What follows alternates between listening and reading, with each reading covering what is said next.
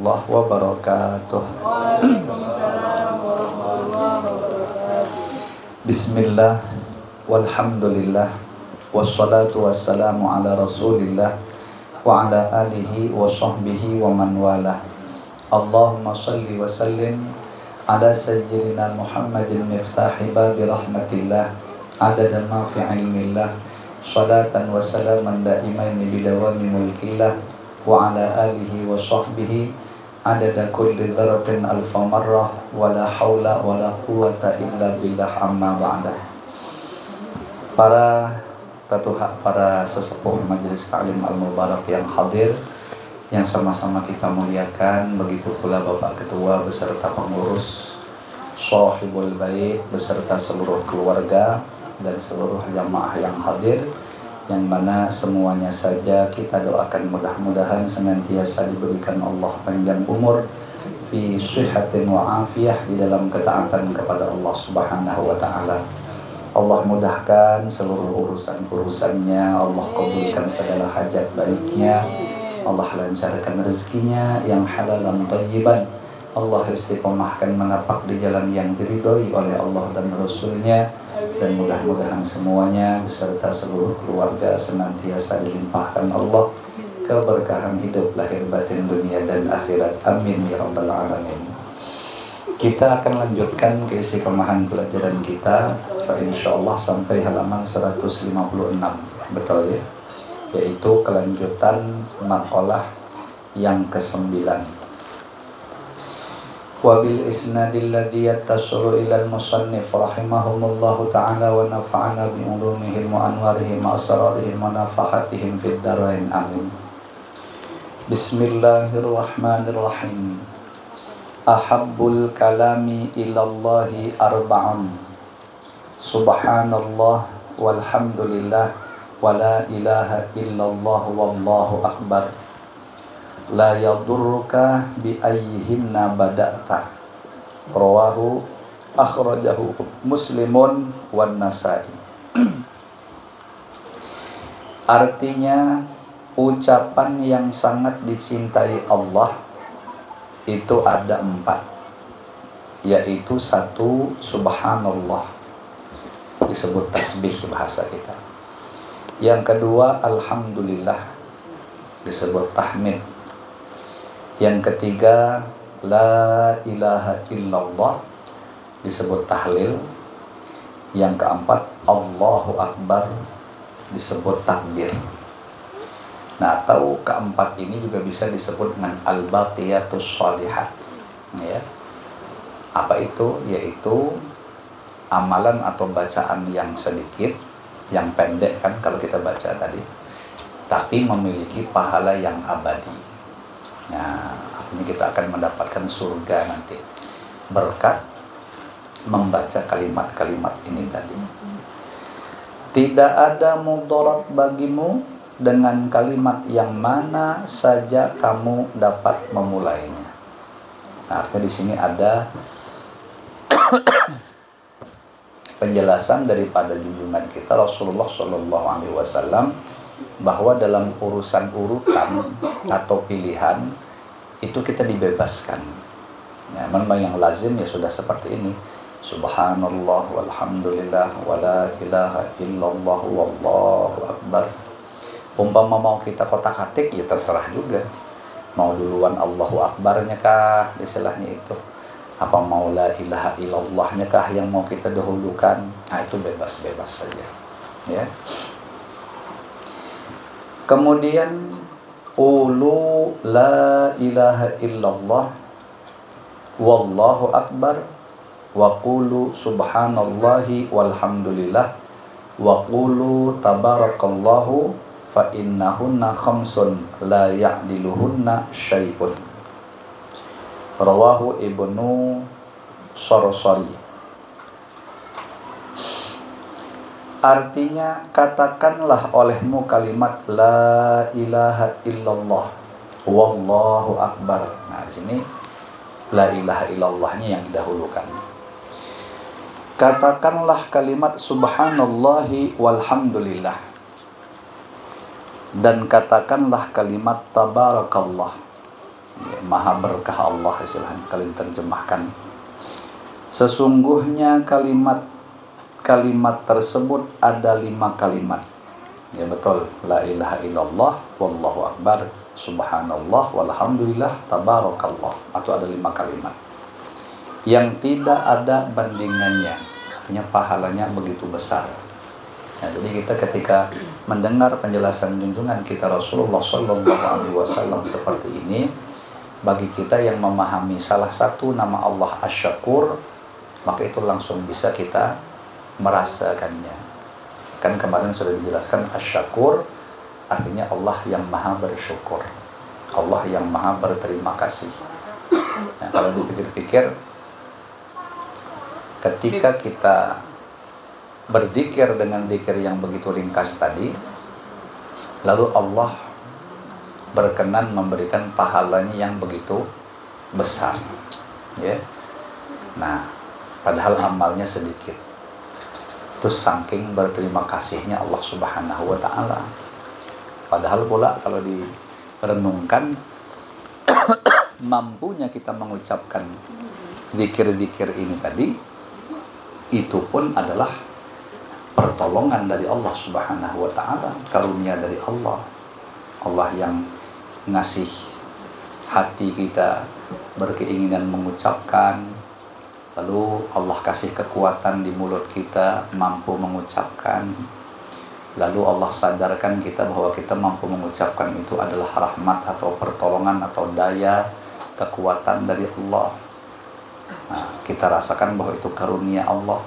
Itu betapa bagusnya gitu, ya, adab kita kepada Allah Subhanahu wa taala, karena kita menyadari bahwa mampunya kita mengucapkan itu bukan karena kemampuan kita, tetapi itu adalah karunia daripada Allah Subhanahu wa taala.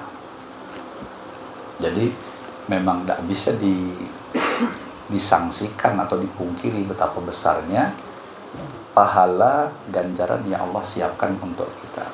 Kenapa? Karena itu murni semata-mata karunia daripada Allah Subhanahu wa taala.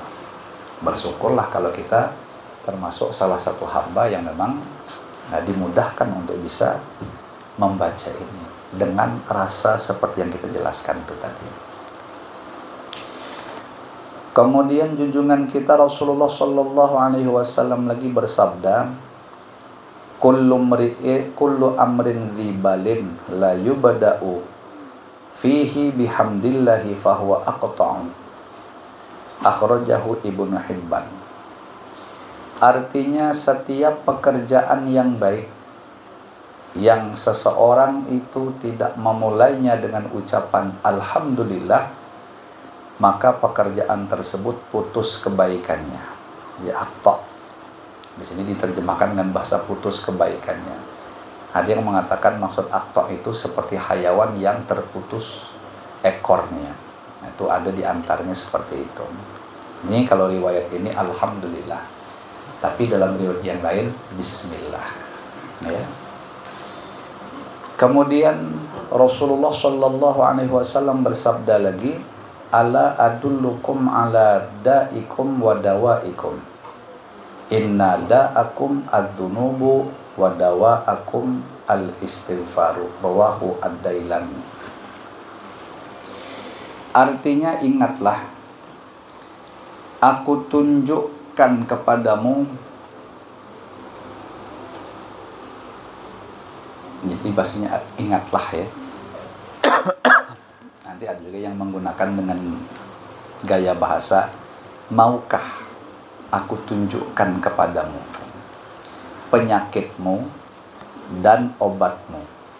Nah, jadi ada bahasa penyakit untuk kita, ada bahasa obat untuk kita. Lalu kemudian Rasulullah melanjutkan, penyakitmu adalah dosa. Jadi ketika kita berbuat dosa, badan kita tidak sakit. Yang sakit itu ruh kita atau jiwa. Kenapa? Karena setiap kita melakukan pelanggaran dan itu kita sadari, maka jiwa atau ruh kita itu sakit sebenarnya. Yaitu jiwa kita, ruh kita merasakan ketidaktenangan, ketidaknyamanan. ketakutan, resah gelisah. Kenapa? Karena ruh kita menyadari bahwa kita telah melanggar aturan Allah Subhanahu wa Ta'ala. Makanya kalau ruhnya sehat tuh mesti seperti itu, ya. Jadi macam kita meninggalkan sembahyang misalnya, nah, itu ketika sholatnya tertinggal, hampir dipastikan ketidaknyamanan langsung timbul di dalam jiwa kita, dan kita menyadari itu bahwa kita melanggar. Nah, lalu nanti biasanya kalau umpama kita qadai, nah, lalu menjadi satu isyarat bahwa Allah berkenan menerima taubat kita, baru rasa itu akan nyaman lagi. Kalau badan tidak adalah, yang luka-luka tidak ada, ya. Nah, kenapa? Karena penyakit yang ada di sini ini yang dikehendaki itu ke arah ruh, begitu. Dosa itu, ya. Dan obatmu, ya, cara mengobatinya adalah istighfar, meminta ampun kepada Allah, bahasa lainnya taubat kepada Allah Subhanahu wa Ta'ala. Barulah itu nanti akan bisa menenangkan ruh atau jiwa kita. Kecuali orang yang sudah mati jiwanya, mati rasa sudah, maka ketika dia melakukan dosa itu sudah tidak ada lagi bahasa semacam merasa bersalah gitu, ya, merasa rugi, merasa takut tuh sudah tidak ada lagi, saking ya mungkin sudah bekarat istilahnya gitu yang ada di hatinya sehingga menutupi darinya. Kalau kita masih ada rasa-rasa bersalah, nah itu berarti terindikasi ruh kita, jiwa kita masih sehat, ya, karena masih bisa normal. Sebagaimana kaki, telapak kaki kita ini kalau dia sehat, maka asal tercucul atau terpijak puntung rokok masih terlumpat karena dia merasakan sakit. Tapi ada orang yang mohon maaf karena hari-hari berjalan tidak pakai sendal, bekerja tidak pakai sendal, akhirnya telapak kakinya itu keras, kulitnya itu jadi kayak mati rasa, yang sehingga ketika dia memijak puntung rokok tadi dia sama sekali tidak merasa kepanasan, ya. Kayak kenapa? Karena mati rasa sudah. Mau barang mati rasa dia tidak akan bisa normal, ya. Kira-kira seperti itu. Kemudian junjungan kita Rasulullah Shallallahu Alaihi Wasallam bersabda lagi, man lazimal istighfara ja'alallahu lahu min kulli dhiqin makhraja wa min kulli hammin faraja wa razaqahu min haitsu la yahtasib. Rawahu al-Imam Ahmad wa Abu Dauda wa Ibnu Majahin. Artinya, barang siapa membiasakan membaca istighfar, maka Allah menjadikan baginya jalan keluar dari semua kesulitan, menjadikan kegembiraan dari semua kesusahan, dan Allah memberikan rezeki kepadanya dari jalan yang tidak disangka-sangka. Nah, ini faidah atau manfaat istighfar, bertobat kepada Allah itu seperti itu. Jadi umpama nanti kita diberi Allah kemampuan, yang dibutuhkan itu adalah menyadari rasa, ya, menyadari bahwa kita bisa beristighfar dari suatu dosa yang telah kita lakukan. Itu adalah sekali lagi karunia Allah Ta'ala. Makanya kan ulama tauhid itu biasanya bahasa taubat atau istighfar itu minta ampunan Allah itu pun minta, bukan karena kemampuan kita atau hasil daripada pikiran kita. Makanya kan salah satu doa Bahlurus Kumpul yang diajarkan oleh Guru Bangil adalah Allahumma inna nas'aluka at-taubata, ya, at-taubata. Kalau dia mufrad sendirian, Allahumma inni as'aluka taubata wal maghfirata wa taufiqa wal hidayata wal istiqamata wa husnal khatimati. Ya Allah, ya Tuhan kami memohon kepada Engkau agar kiranya Engkau memberikan kami taubat. Ya, dengan taubat yang Allah berikan itu hari kita mampu bertaubat. Nah, jadi dan maghfirah, ampunan. Jadi kalau kita umpama tadi bisa bertaubat, jangan merasa-rasa kita yang bisa bertaubat itu. Tapi taubat itu pun juga merupakan anugerah daripada Allah Subhanahu wa Ta'ala. Nah, itu yang harus kita sadari. Bersyukur kalau kita dikasih itu ya. Rasa sadar diri tadi itu istilahnya. Kemudian ini familiar, masyhur hadis ini. Tinggal kita amalkan aja. Banyak-banyak beristighfar. Karena kita akan mendapatkan solusi dari seluruh problematika kehidupan yang kita hadapi. Allah kasih kita kelapangan atau kegembiraan hati dalam menghadapi segala macam kesulitan. Jadi kalau orang pada umumnya ketika mendapati kesulitan itu mungkin dia keruh jadinya, suntuk, pening, kita happy aja. Ya.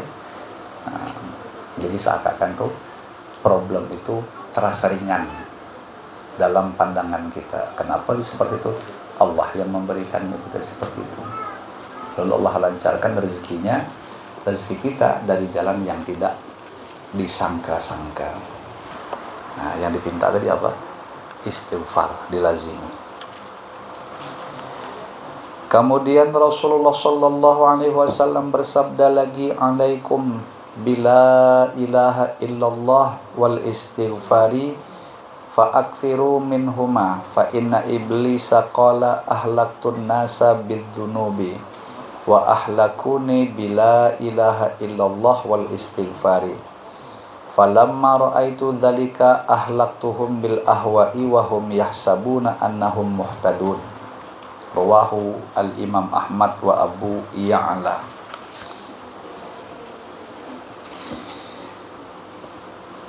Artinya, bagimu bacaan la ilaha illallah.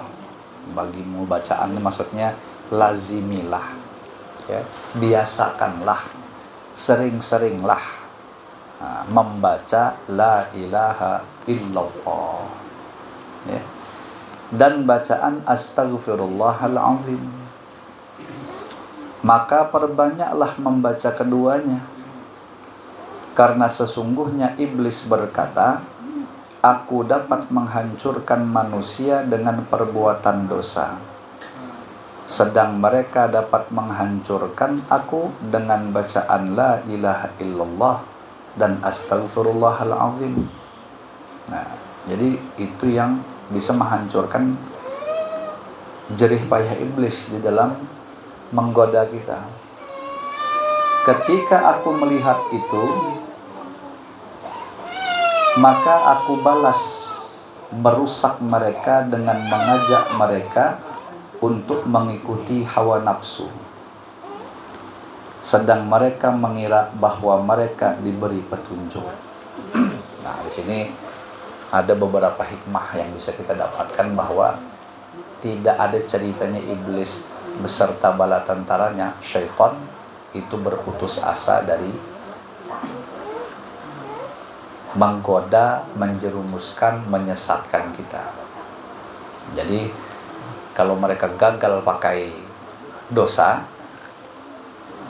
nah, kita menghancurkan mereka pakai taubat tadi, la ilaha illallah dan astagfirullah. Kita pikirkan urusan udah selesai. Oh, udah ada cerita. Ya, sebagaimana janji iblis pada penjelasan yang telah lalu, selama anak cucu Nabi Adam itu masih memiliki ruh, artinya masih hidup, maka aku akan senantiasa, kata iblis, menghancurkan mereka, ya, menggoda mereka. Nah, jadi ketika iblis tadi gagal mengupayakan itu, pakai dosa, gagal. Andaikan berhasil pun kita berdosa, lalu kita bertaubat. Nah, ternyata dia memainkan trik lain, yaitu mengajak mereka untuk mengikuti hawa nafsu dalam ketaatan. Jadi sehingga yang terjadi apa? Mereka mengira bahwa mereka diberi petunjuk, padahal sebenarnya mereka tuh luput. Jadi iblis tuh Saking pintar itu bukan ngajak kita maksiat, justru ngajak kita taat. Hanya saja ketaatan kita itu dilandasi dengan hawa nafsu, sehingga yang terjadi hancur. Apa contohnya? Nah, kayak contohnya nih, seperti kita pergi Jumatan, itu sering saya bolak-balik nyontohkan. Kita pergi Jumatan besok nih, datangnya padahal cepat, tapi kita mencari satu posisi atau tempat duduk di masjid itu di bawah kipas angin, dan bukan paling depan. Ya, biasanya kipas angin itu kan di tiang-tiang, di dinding, atau di belakang. Padahal bagus sudah, tadi dia datangnya cepat. Dengan dia datang cepat, dia bisa mengambil keutamaan mengejar shaf awal. Sayangnya dia tidak melakukan itu.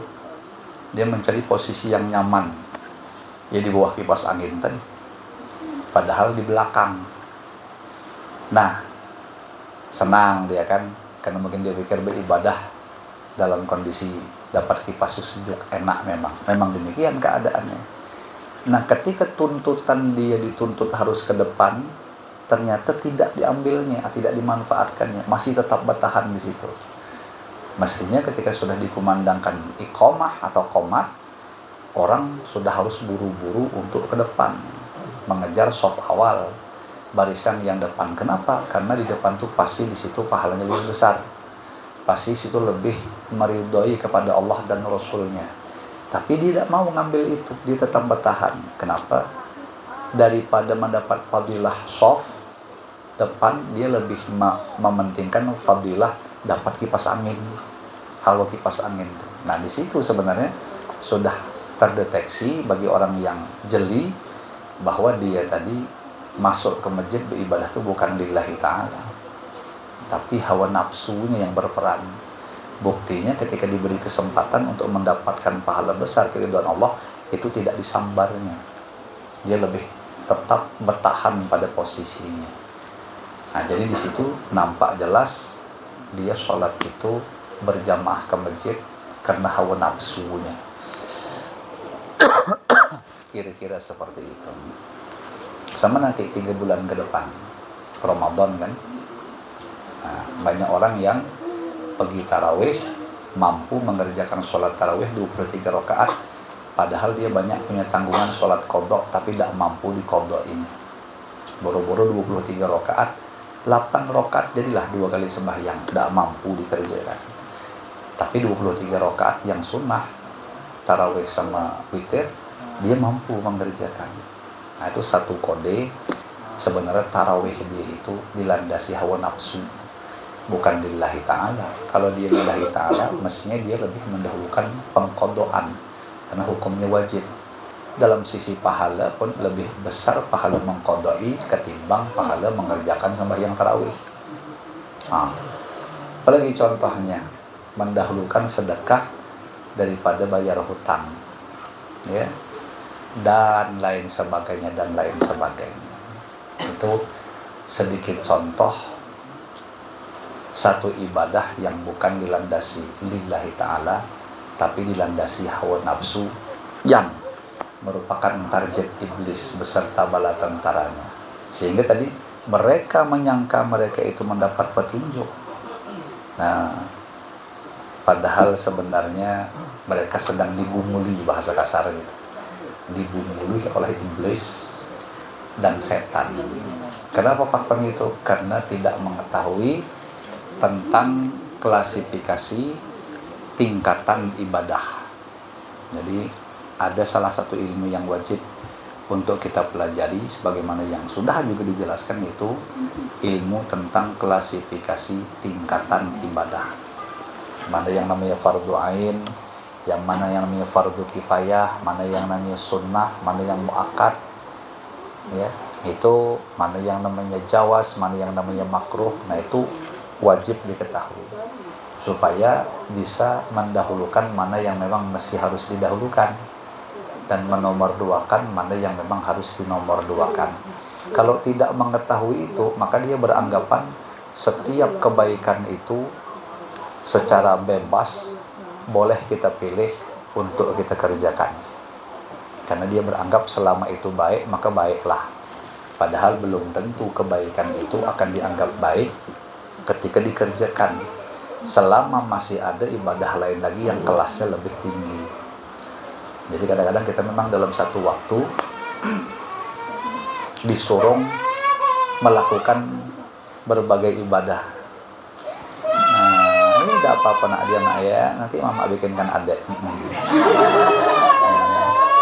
Mari ya. Ayolah idalah. Oke, nanti gigit Om Amin.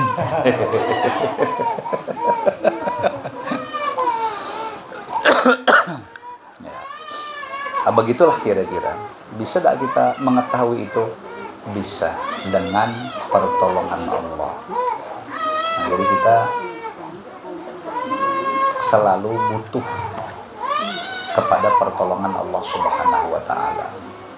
Ya. Itulah mungkin manfaat kita baca ayat ihdinas siratal mustaqim. Ya Allah, tunjukkanlah kami jalan yang lurus, jalan yang benar, ya, yang diridhoi oleh Allah Ta'ala. Jangan dalam menilai satu ibadah itu menurut persangkaan kita, tidak ada bisa ya. Karena persangkaan kita lebih banyak dilandasi hawa nafsu, sehingga yang terjadi apa? Luput. Lebih banyak luputnya kebanyakan. Senada dengan hadis tersebut, Imam Abu Laib ya. Di sini bahasa Abu Laib ya. Wallahu alam. Maksud saya benar tak tuh namanya Abu Laib ya. Ya. Sebatas yang saya tahu biasanya Imam Abu Laib As-Samarqandi.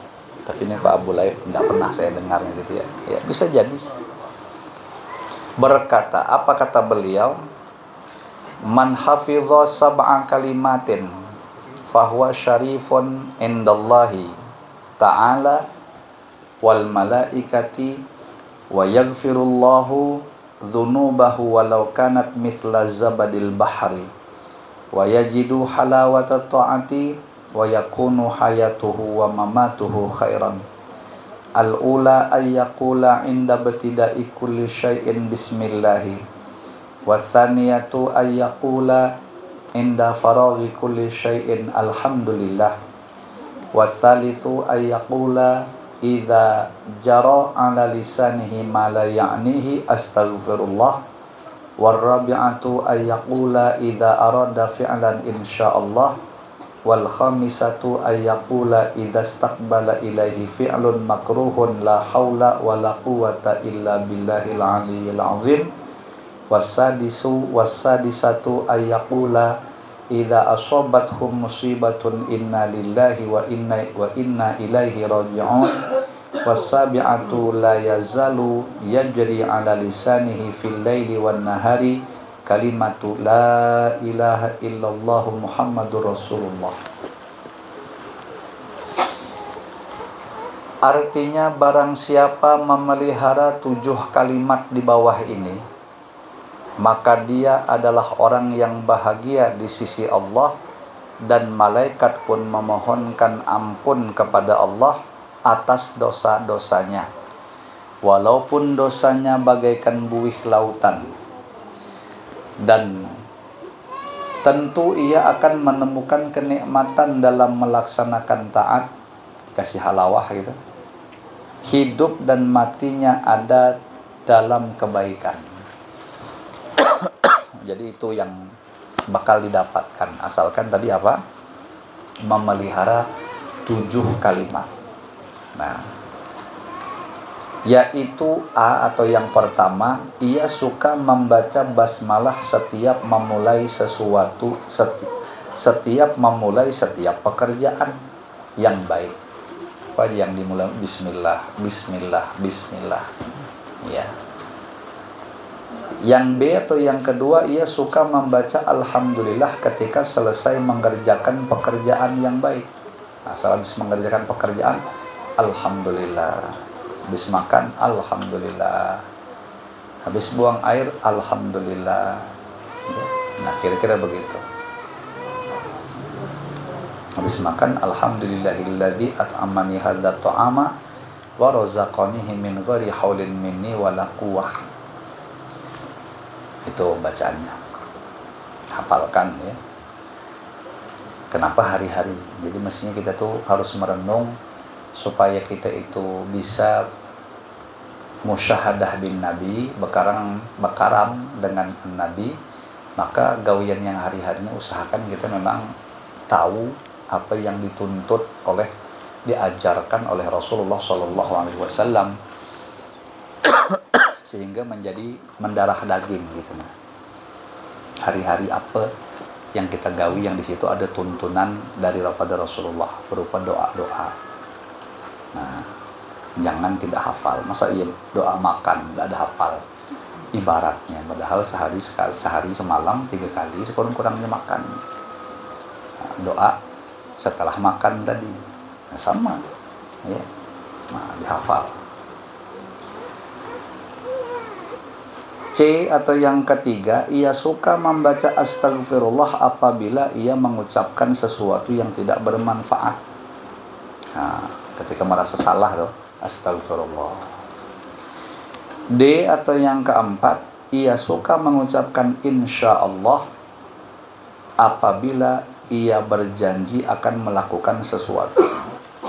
Atau jika Allah menghendaki. Jadi kalau apa aja targetnya di masa yang akan datang, ucapkan insya Allah. Dengar-dengar katanya besok acara kawinan ya, salah satu jamaah kita misalnya, bagi tidak kau? Insya Allah. Nah, kira-kira gitu ya, supaya itu disandarkan kepada kehendak Allah Subhanahu wa Ta'ala. E atau yang kelima, ia suka membaca la haula wala quwata illa billahil aliyil azim apabila menghadapi sesuatu pekerjaan yang tidak disenangi. Kita menghadapi sesuatu yang kita tidak suka, ya, kita khawatir, ada rasa takut, kalau nah maka baca aja la haula wala quwata illa billahil aliyil azim, maka Allah akan hilangkan kegundahan kita itu. F yang keenam, ia suka membaca inna lillahi wa inna ilaihi raji'un istirja' apabila ditimpa musibah. Kalau dapat musibah, inna lillahi wa inna ilaihi raji'un. Ya. Yang G atau yang ketujuh, siang dan malam tiada henti membaca syahadat la ilaha illallah Muhammadur Rasulullah. Banyak baca itu. Ada kan amalan bila Abah Guru kumpul itu untuk membersihkan zahir batin kita, itu baca la ilaha illallah Muhammadur Rasulullah sallallahu alaihi wasallam 360 kali sehari semalam setiap hari. Maka nanti Allah akan membersihkan haliyah kita, zahir batin kita. Jadi kita berada di bawah kebaikan, di bawah kebenaran, lurus istilahnya begitu ya. Jadi penyakit hati kita bersih semua ya, asal bisa mengamalkan itu tadi. Nah, kemudian makalah ke-10, wallahu a'lam bishawab, baru pas ini ya. Tolong ditandai halaman 160. Mudah-mudahan yang seada-adanya ini dijadikan oleh Allah Ta'ala menjadi ilmu nafi', manfaat berkah dunia akhirat untuk kita semua. Amin ya rabbal alamin. Kemudian